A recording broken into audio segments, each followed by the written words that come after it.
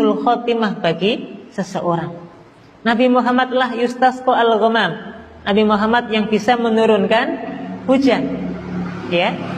Maka Bapak Ibu, kira-kira lafaz ini benar atau tidak? Disinilah letak kekeliruannya.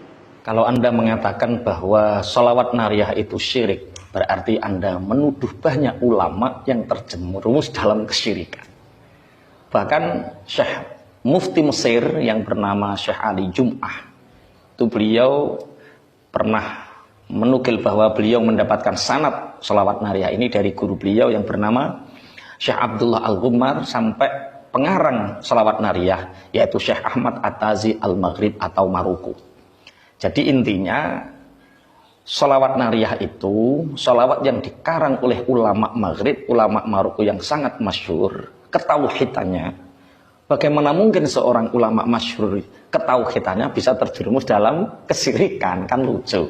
Bahkan Mufti Mesir kados Syekh Ali Jum'ah pun mengamal. Di Indonesia jutaan para ulama mengamalkan sholawat nariyah. Jadi begini, kalau orang yang mengatakan sholawat nariyah itu syirik, satu, karena mereka menganggap bahwa para pengamal dianggap tidak mengerti prinsip-prinsip tauhid. Yo jenenge ulama yo mesti ngerti leh kan kedudukan antara al-khaliq wal makhluk, kedudukan antara sang pencipta dengan makhluk. Allah sang pemberi manfaat dan madarat. Rasulullah adalah orang yang mulia yang kita takzimkan. Jadi orang yang mengamalkan sholawat nariyah tidak mungkin menganggap Rasulullah sebagai Tuhan. Catat itu satu. Yang kedua, pengarangnya seakan-akan ceroboh. Ceroboh bagaimana? Menjadikan redaksi itu masuk ke dalam jurang kesyirikan. Padahal ini kemungkinannya sangat kecil. Wong yang mengarang itu seorang ulama yang masyhur, namanya Syekh Ahmad At-Tazi Al-Maghribi. Bagaimana mungkin seorang ulama yang kemasyhuran tauhidnya dipertanyakan redaksinya yang salah?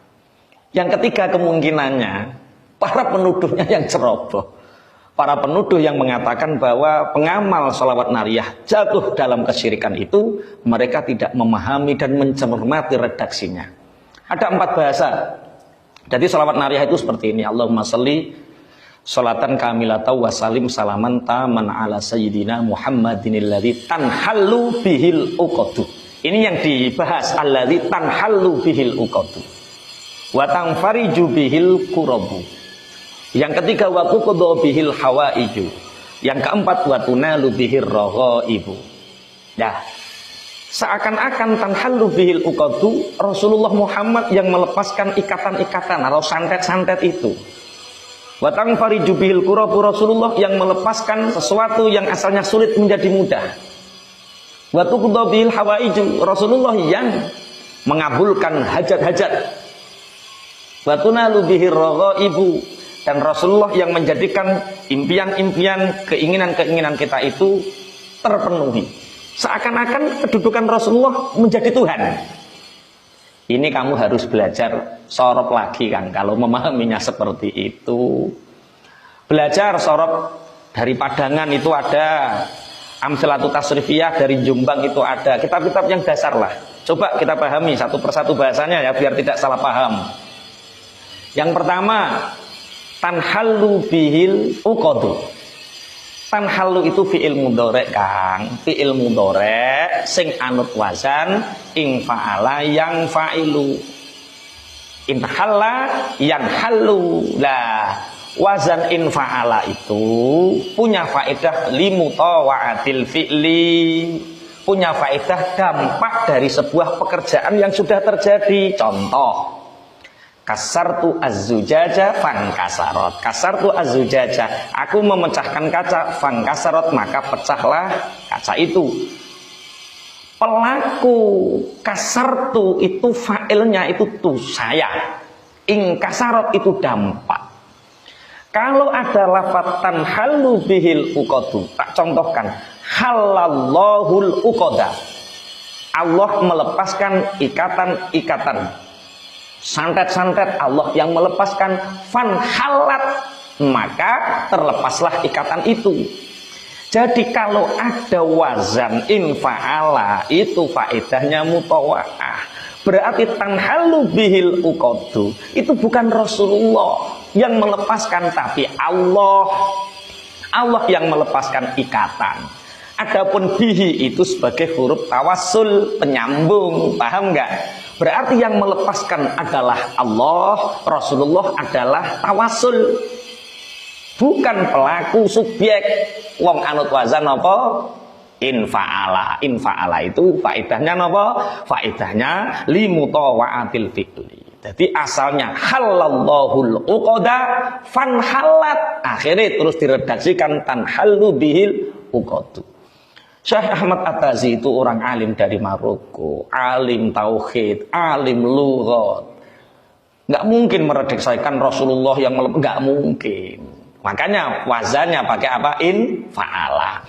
Kemudian watang fariju bihil kurobu. Tang fariju itu anut wazan sama. In fa'ala, yang fa'ilu. Faedahnya apa? Limutawa'atil fi'li. Kalau limutawa'atil fi'li itu berarti yang melepaskan kesulitan itu bukan Rasulullah, tapi Allah sebagai khalik, Rasulullah sebagai makhluk yang dimuliakan, yang disebut dengan wasilah. Asale ing farajallahu al-quraba, dadi fang farajat. Paham kan? Jadi limutawa'atil fi'li. Lah terus wa tuqda bihil hawaiju. Makane nganggo majhul Kang, tuqda itu fi'il mudhari sing mabni majhul. Mabni majhul itu fa'ilnya dirahasiakan, disamarkan. Kenapa fa'ilnya disamarkan? Karena sudah sangat maklum bahwa yang bisa mengabulkan hajat-hajat itu adalah Allah. Fi'il-fi'il yang dimabnikan majhul itu karena sangat maklum siapa subjeknya. Sama waktu dobil hawaijat wa tunalu biraghaib. Pakai majhul lagi. Kalau fi'ilnya majhul, mudhari'nya majhul itu berarti fa'ilnya sudah maklum, sudah sangat diketahui. Jadi tolong teman-teman yang mengatakan bahwa pengamal sholawat nariyah itu syirik, jangan ceroboh. Belajar sorok dulu, faedahnya apa, redaksinya bagaimana, dicermati. Jangan mudah mensyirikkanlah kalau tidak ngerti. Kalau Anda mensyirikkan sholawat nariyah, berapa juta ulama yang terpadal ulama-ulama saya pengamal sholawat nariyah dan saya paham betul isinya bahwa kedudukan Rasulullah itu makhluk, Allah itu sang khalik. Jadi faedah dari ing fa'ala itu limutawa'atil fi'li, dampak dari sebuah pekerjaan yang sudah terjadi. Allah yang melepaskan ikatan sihir, Rasulullah sebagai wasilah yang kita muliakan. Allah yang mengabulkan segala doa, yang menghentikan sebuah kesulitan, Rasulullah sebagai wasilah.